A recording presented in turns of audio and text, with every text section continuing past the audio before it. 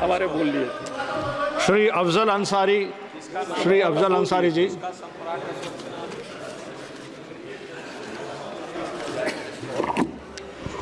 धन्यवाद। माननीय पीठासीन अध्यक्ष जी, आपने हमको वर्ष 2024-25 के लिए शिक्षा मंत्रालय के बजट में अनुदानों की मांगों पर चर्चा में भाग लेने का अवसर प्रदान किया। मैं इसके लिए आपका आभारी हूं। माननीय लोहिया जी ने कहा था कि निर्धन हो या धनवान, सबको शिक्षा मिले समान। आज ये दुख का विषय है कि शिक्षा विभाग ने अनुदानों के लिए जो अपने बजट में प्राविधान किया है, उसमें ये अफसोसनाक स्थिति है कि SC, ST और OBC के लिए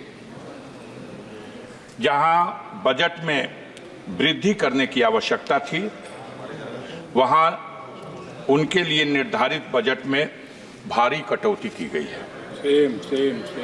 और इसी क्रम में डॉक्टर भीमराव अंबेडकर साहब फाउंडेशन, एक सेकंड अभय कुमार, इसका बजट जो पहले से ही बहुत कम था, इससे पहले मात्र 40 करोड़ रुपया। इससे पहले भी माननीय स्पीकर जी साहब ने बताया कि जब सदस्य बात करते हैं एक हाथ जेब में ना रखें। इस बहरहाल इस बार ये 40 करोड़ का भी जो बजट था, इसे घटा करके अब 30 करोड़ कर दिया गया। एक मानसिकता का पता चलता है। ये भी देखने की बात है कि इस बजट में अल्पसंख्यकों की शिक्षा के लिए उसमें भी पहले की तुलना में भारी कटौती की गई, जबकि उसमें व्यापक वृद्धि की आवश्यकता थी। बजट में SC, ST, OBC को जो मुफ्त कोचिंग के माध्यम से उनको शिक्षा के लिए सहूलियत प्रदान करने का जो बजट था, वो भी पहले से बहुत कम था। लेकिन अफसोस की बात है कि जो था 47 करोड़ रुपया, उसे भी घटा करके अब मात्र 35 करोड़ रुपया कर दिया गया। इस प्रकार अगर देखा जाए तो टॉप क्लास की एजुकेशन के क्षेत्र में भी SC, ST के लिए जो पहले 111 करोड़ रुपए का बजट में प्राविधान था, अब उसमें भी बड़ी कटौती कर दी गई है। मानवर, आपके माध्यम से हम दो पंक्ति की कविता के साथ अपना भाव, अपना विचार सदन में रखना चाहते हैं कि देवता मेरे आंगन में उतरेंगे कब, जिंदगी भर यही सोचता रह गया, और मेरे बच्चों ने उस चांद को छू लिया, जिंदगी भर जिसे पूछता रह गया। आज जब दुनिया शिक्षा के माध्यम से, टेक्नोलॉजी के माध्यम से, साइंस के माध्यम से अपनी उन्नति के शिखर पर पहुंच रही है, तब हमारे देश में शिक्षा में खास तौर से जो कमजोर वर्ग है, SC, ST है, OBC है, माइनॉरिटी के लोग हैं, इनके शिक्षा के प्रति जागरूक करने और बढ़ावा देने के उद्देश्य से बजट में बढ़ाकर प्राविधान किया जाना था, जिसमें बड़े पैमाने पर कटौती की गई। ये इस सरकार की दूषित मानसिकता का एक प्रमाण है।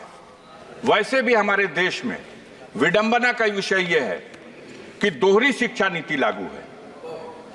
एक तरफ वो शिक्षा जो सरकारी स्कूलों के माध्यम से गांव में रहने वाले गरीबों के लिए उपलब्ध है, जहां आज भी हाथ में कटोरा और पीठ पर बोरा गरीब किसान का बच्चा स्कूलों में जाता है तो क से कबूतर, ख से खरहा और ग से गधा पढ़ाया जाता है।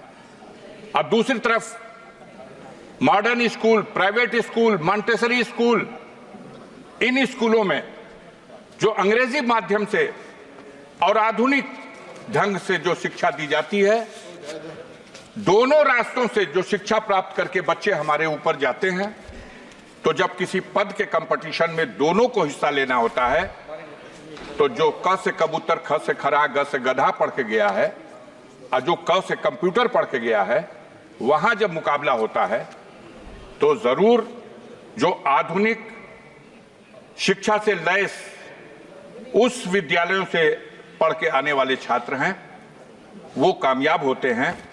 और सरकार की तरफ से जो अपने देश की जनता के लिए, गरीबों के लिए, मजदूरों के लिए, गांव में रहने वाले लोगों के लिए जो शिक्षा का प्रबंध है, उस शिक्षा को ग्रहण करके जो लोग ऊपर पहुंचते हैं तो उनकी बुनियाद कमजोर हो जाती है। देखने की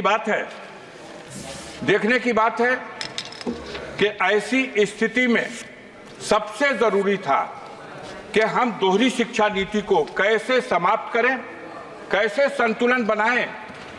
जो प्राइवेट स्कूलों की शिक्षा है वो इतनी महंगी है कि एक गरीब आदमी तो अफोर्ड कर ही नहीं सकता, एक मध्यम वर्ग का आदमी भी उनके बच्चों को 2 में, 3 में, 4 में, 5 में पढ़ने के लिए 2,000 रुपया महीना, 5,000 रुपया महीना, 4,000 रुपया महीना, और बड़ी ऊंची शिक्षा ग्रहण करने के लिए तो कोई साधारण किसान, कोई गरीब, कोई गांव का आदमी अगर अपनी हैसियत को भी बेच दे तो वो अपने बच्चों को डॉक्टर नहीं बना सकता, अपने बच्चों को उस तरह की शिक्षा नहीं दे सकता जो उसके लिए एक सपना है। मान्यवर, आपके माध्यम से इस सदन में हम आपसे ये अनुरोध करना चाहते हैं कि हमारी सरकार को दोहरी शिक्षा नीति को समाप्त करने की दिशा में पहल करनी चाहिए। और सरकार का ये बजट जिसमें अनुदानों के लिए जो प्राविधान किया गया, इसमें जो SC, ST और OBC और माइनॉरिटी के लोगों को जो सहूलतें पहले से फराहम की जाती रही हैं, उनको शिक्षा के क्षेत्र में बढ़ावा देने के लिए उसमें कटौती किए जाने से यह साबित होता है कि आप दोहरी शिक्षा नीति को बढ़ावा देने का प्रयास कर रहे हैं। मैं इस अवसर पर श्रीमान जी आपके माध्यम से एक बात और कविता के रूप में आपके अपने भाव को इस रूप में रखना चाहता हूं। अभी बात नहीं समझ में आ रही, अभी बोल रहे थे एक सज्जन, तो वो 1 मिनट में शिक्षा की बात कर रहे थे और दूसरी तरफ सागर में चले जा रहे थे। तो सागर और शिक्षा बात समझ में नहीं आ रही। मैं आपके माध्यम से कहना चाहता हूं कि पत्थर के जिगर वालों, गम में वो रवानी है, खुद राह बना लेगा बहता हुआ पानी। और कमजोर की आहों को, मजलूम की आहों को कमजोर समझ लेना अब जालिम हुकूमत के जाने की निशानी है। यहाँ डॉक्टर राजकुमार, हमारे यहाँ सदन में डॉक्टर राजकुमार सांगवान चर्चा हो रही है। डॉक्टर राजकुमार मैं अरे मान्यवर, धन्यवाद अध्यक्ष महोदय। नहीं, बहुत समय दिया। धन्यवाद अध्यक्ष महोदय, मुझे शिक्षा मंत्रालय के बजट की अनुदानों पर चर्चा में बोलने का अवसर दिया। हमसे जुड़े रहने के लिए हमारे YouTube चैनल को सब्सक्राइब करें और नई वीडियो की नोटिफिकेशन के लिए बेल आइकॉन को दबाएं। अगर आप ये वीडियो Facebook पर देख रहे हैं तो लाइक जरूर करें और ज्यादा से ज्यादा शेयर करें। धन्यवाद।